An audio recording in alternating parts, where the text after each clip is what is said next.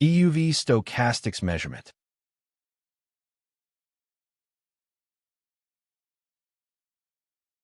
Latest case of EUV stochastics, 34 nanometers pitch hexagonal array with bright field MOR exposure, 47 MJ/cm2.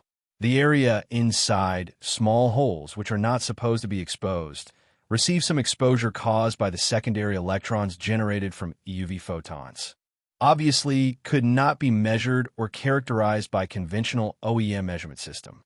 With UniHub measurement system, 3 algorithmic approach for conventional measurement are in place: gray level thresholding, gradient, and deep learning edge detector.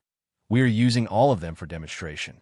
Green topo points, gray level thresholding, red gradient, and yellow deep learning edge detection neural network.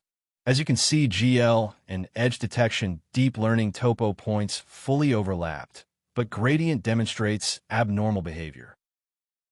Actually, it is another example that gradient-based algorithms are not useful for weak signal detection, as stated in our previous posts.